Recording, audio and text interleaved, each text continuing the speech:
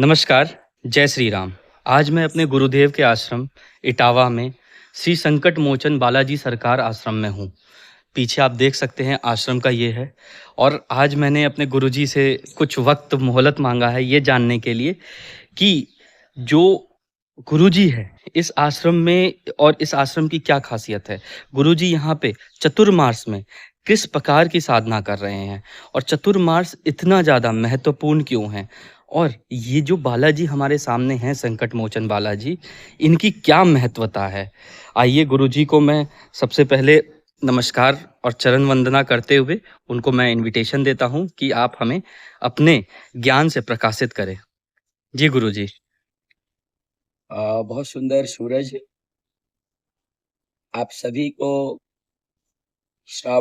पवित्र श्रावण मास जो भगवान शिव के लिए ही विशेष रूप से पूजन अर्चन के लिए, वंदन करने के लिए, अभिषेक के लिए हम लोग मानते हैं सनातन धर्म में। आप सभी को ढेर सारी शुभकामनाएं।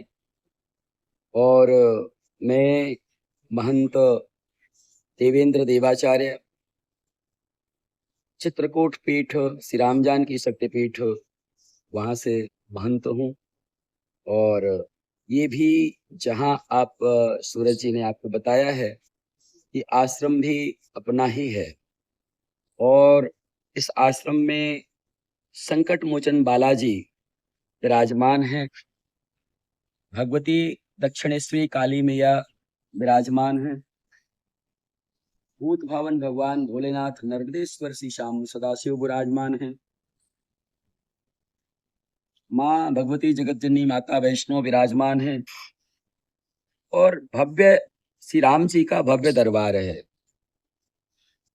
जैसा कि आप सब जानते हैं या नहीं जानते होंगे तो चातुर्मास के बारे में, चातुर्मास की महिमा ऐसी है कि जो संत होते हैं, जो सन्यासी होते हैं, वो अपने इन 4 माह जुलाई, अगस्त, सितंबर और अक्टूबर और कुछ नवंबर के कुछ माह तक एक ही स्थान में रह करके और अपनी दिव्य साधना करते हैं, तप करते हैं और अपने गुरुजी द्वारा दिया हुआ मंत्र का निरंतर जाप करते हैं और भगवान की कथाओं का गायन करते हैं, भगवान की कथाएं गाते हैं, भगवान की कथा कहते हैं। और इस पावन मास की शुरुआत अगर समझे हम तो भगवान का जब वनवास काल था तो भगवान भी चतुर्मास में 4 माह में और ऋषिमुख पर्वत पर या पंपा सरोवर के पास एक गुफा बना करके वहां 4 महीने सुग्रीव जी को राजा बनाने के बाद भगवान सुग्रीव जी से कहा कि आप राजपाट करिए अपना और हम 4 महीने यहाँ पर रह करके और हम वर्षा काल में बिताएंगे। तब से संत जन मानते हैं कि चातुर्मास करना चाहिए। और चातुर्मास में एक दूसरा भाव चातुर्मास का यह है कि संत जन ऐसा मानते हैं कि वर्षा ऋतु में कई जीव बाहर निकलते हैं। वो जीव अपने पैरों के नीचे ना आ जाएं, कुचल न जाएं, उनकी हत्या ना हो जाए और बहुत तरीके से जो है ना, तो साधु जन बाहर का बरसात का पानी ना पड़े उनके सर पर। और ऐसा मान करके और दिव्य आश्रम में अपने जो नित स्थान के आश्रम, जो उनके खुद के आश्रम होते हैं, और उस आश्रम में जो है ना दिव्य साधना करते हैं। आज हम सब हनुमान जी बालाजी, ये पूरा तो है, तो ये हनुमान जी का पूरा सिद्ध बालाजी का मंदिर। ये जो है ना संकट मोचन बालाजी ऐसे हैं, 300 वर्ष पुराना ये मंदिर छोटा सा था। आप देख सकते हैं यहाँ पर दिव्य संतों ने हनुमान जी की साधना करी और साधना करके कुटी के रूप में कभी यह मंदिर था। और धीरे धीरे करके इस मंदिर का विकास होते होते और जो है ना ये मंदिर आज, ये मंदिर लगभग 4 से 5 एकड़ में के परिसर में इसका मंदिर का परिसर है, जो बाउंड्री आप देख रहे हो चारों तरफ से। और दिव्य मंदिर, दिव्य भगवान की प्रतिमाएं यहाँ पर स्थापित हैं। और संतों के रहने के लिए, उनकी भोजन व्यवस्था के लिए पूरे अलग अलग कमरे भी बनाए हुए हैं अलग से। कोई बाहर से आ जाए साधना के लिए, संत आ जाए या कोई शिष्य आ जाए तो उसको रहने की समुचित व्यवस्था हो सके, ऐसा जो है ना मंदिर के जो हमारे नारायण सेवा संस्थान है, नारायण सेवा ट्रस्ट है, उसके अधीनस्थ ये मंदिर था। अब इसी चातुर्मास में ही जब हमारी योजना बनी, पूज्य अघोर पीठाधीश्वर जो हमारे अघोर पीठ के पीठाधीश्वर हैं, हरिश्चंद्र घाट में उनका आश्रम है और बहुत ही दिव्य संत हैं।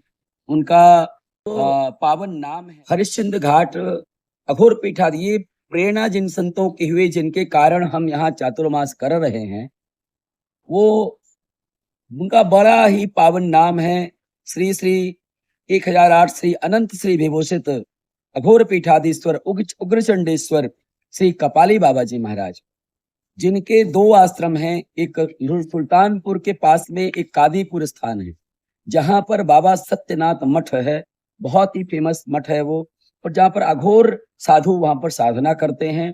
अघोराचार्य गुरुदेव भगवान ने वहां बाबा सत्यनाथ ने साधना करी थी और वहां पर गुरुदेव भगवान का आश्रम है। और हरिश्चंद्र काशी आप जाए ना, श्री काशी विश्वनाथ जाए तो वहां पर हरिश्चंद्र घाट में भी पूज्य कपाली बाबा जी महाराज का आश्रम है। दिव्य आश्रम है, बहुत ही दर्शन करने योग्य संत हैं। दूसरे हम जहां से दीक्षित हैं, अनंत श्री विभूषित 1008 श्री परमात्म श्रोमणी श्री रामानुजाचार्य गुरुदेव भगवान चित्रकूट पीठाधीश्वर श्री परम पूज्य श्री रोहिणेश्वर प्रपन्नाचार्य जी महाराज, जो मेरे गुरु हैं, जिन्होंने मुझे साधु बनाया है।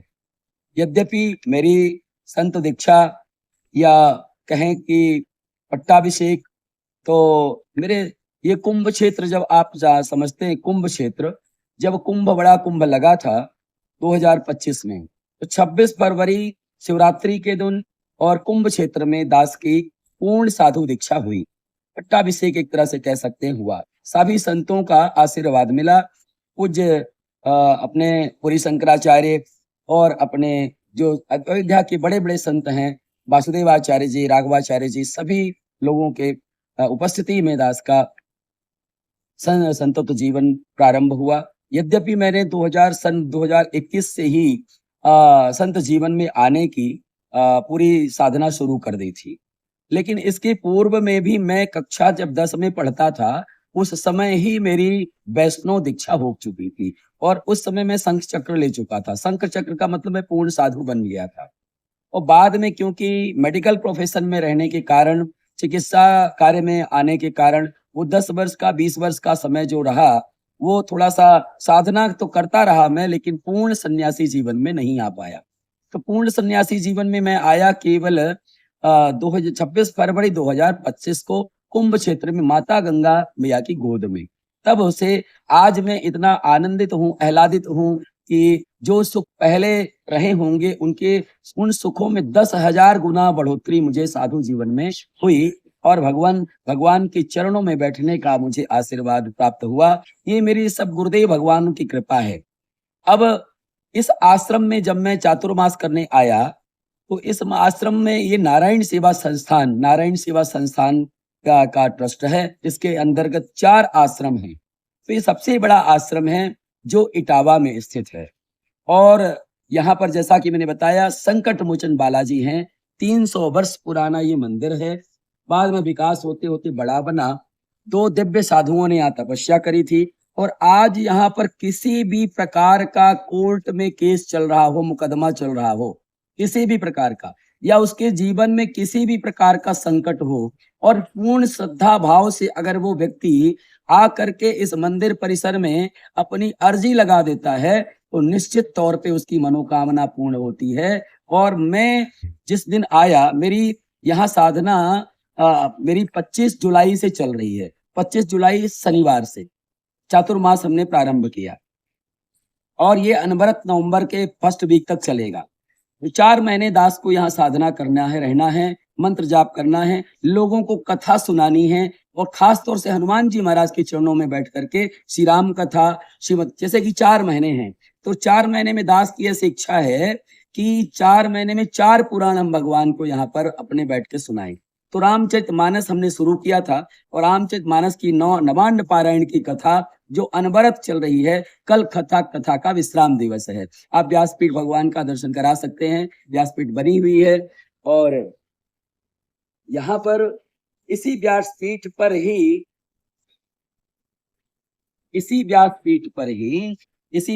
व्यासपीठ हरि श्रीमद् भागवत महापुराण का भगवान श्री कृष्ण की जन्माष्टमी आएगी, उसमें हम कोशिश करेंगे कि जो है ना श्रीमद् भागवत कथा प्रारंभ हो जाए।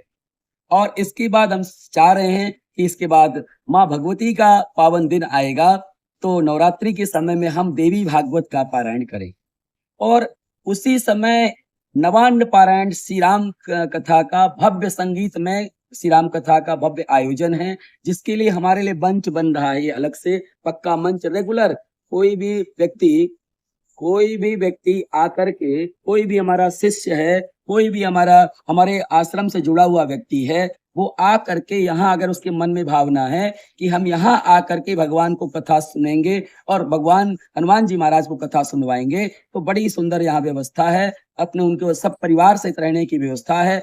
कम से कम 200-400 लोग आकर के यहाँ रह सकते हैं और भगवान की मंगल में कथा करवा सकते हैं, या कथा चल रही है तो कथा श्रवण भी कर सकते हैं। अब दूसरी बात आती, जैसे ही ये राम कथा देवी भागवत का विश्राम होगा, वैसे ही हम शिव महापुराण की कथा यहाँ कहने जा रहे हैं।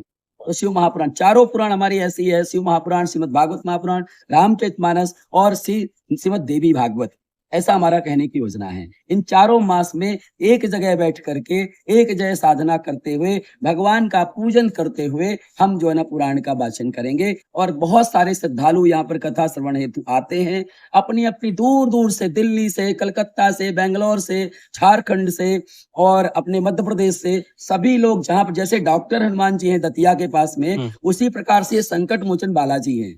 तो जिनको किसी प्रकार का संकट होता है, वो आ करके बालाजी के दर्शन करते हैं, उनके चरणों में अपना सर्वस्व समर्पण करते हैं। देखिए क्या है, श्रद्धा के बिना जो है ना भगवान नहीं मिलते। बिन और श्रद्धा और विश्वास जब होगा तभी भगवान मिलते हैं। बिन विश्वास भगति नहीं, ते ही बिन द्रवई न राम। और इसी कारण से सबसे पहले श्री रामचरितमानस में गोस्वामी तुलसीदास ने श्रद्धा स्वरूप और विश्वास के स्वरूप माँ भवानी पार्वती और भगवान भोलेनाथ की वंदना की। भवानी शंकरौ वंदे श्रद्धा विश्वास रूपिणो, याभ्याम बिना न पश्यन्ति सिद्धा स्वांत समीश्वरम। जब तक हम माता पार्वती और भगवान भोलेनाथ के श्रद्धा विश्वास के रूप में उनका पूजन यजन, उनका पूजन नहीं करेंगे श्रद्धा भाव से, तब तक अपने अंतरात्मा में बैठे हुए परमात्मा का हम दर्शन संत जन नहीं कर सकते। इस कारण से भगवान भोलेनाथ और भगवान बाबा भोलेनाथ को भी राम जी प्रिय हैं, माता पार्वती को भी राम जी प्रिय हैं, हनुमान जी महाराज जी को भी राम जी प्रिय हैं। तो राम कथा अति पावन हो जाती है। और राम कथा तो माता पार्वती ने जब बाबा से पूछा कि हमको राम कथा सुनाइए, तो बाबा गदगद हो गए और बाबा कहते हैं, धन्य धन्य केरे राजकुमारी, धन्य धन्य गेरे राजकुमारे, तुम समान नहीं को उपकारी। तो बाबा से पूछा क्यों बाबा? तो कहते हैं, पूछे भू रघुपति कथा प्रसंगा सकल लोक जग पावनी गंगा। पूछे भू रघुपति, भगवान की कथा सारे लोकों को पावन करने वाली है और बड़ी दिव्य कथा यहाँ चल रही है। कल नवान्न पारायण का कल विश्राम दिवस है। तो इस चातुर्मास काल में जितनी सी ज्यादा से ज्यादा हम लोग एक जगह बैठ करके अपने मन को एकाग्र करके भगवान की चरणों में बैठ करके और मन को लगाने की कोशिश करते हैं और एक साथ बैठ करके हम लोग भजन कीर्तन करते हैं। और जब एक साथ एक जगह बैठ करके भगवान को पुकारा जाता है तो निश्चित ही भगवत कृपा प्राप्त होती है। तो ये हनुमान जी और भगवान के दास का थोड़ा सा ये। अच्छा, एक सबसे बड़ी बात अभी ये हुई, हम तो नहीं मानते अपने आप को कहीं का पीठाधीश्वर, क्योंकि पीठाधीश्वर तो हमारे राम जी हैं हर जगह के।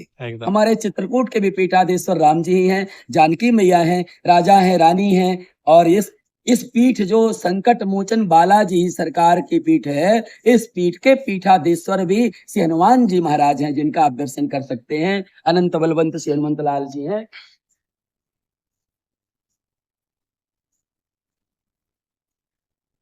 तो इस पीठ के पीठाधीश्वर भी हनुमान जी महाराज हैं। लेकिन एक लौकिक व्यवहार के कारण नारायण सेवा संस्थान ने इस आश्रम को भी हमारे जो चित्रकूट का आश्रम है, वो जो हमारा जगन्नाथपुरी का आश्रम है, जो हमारे वृंदावन का आश्रम है, और जहां जहां पर पूज्य हमारे ज्येष्ठ गुरु और हमारे जो गुरु पूज्य गुरुदेव भगवान हैं, उनकी कृपा से जहां जहां आश्रम बने हैं, और उन आश्रमों से भी इस आश्रम को जोड़ने की परंपरा अभी इस ट्रस्ट के अध्यक्ष ने शुरू की कि इस गुरुदेव ये आश्रम हम आपको समर्पित कर रहे हैं। सब सर्व निर्णय से, सारे कमेटी के निर्णय से इस आश्रम का मुझे पीठाधीश्वर बनाया गया है। तो मैं इसका पीठाधीश्वर हूँ, ऐसा मैं नहीं कहता, लेकिन उनके ट्रस्ट वालों ने मेरा चयन किया है, पीठाधीश्वर मुझे बना दिया है। तो इस आश्रम को अपने अंडर में लेकर के, और इस आश्रम में लगातार धर्म की उन्नति होती रहे। इस क्षेत्र में सनातन धर्म का बहुत पतन हुआ है।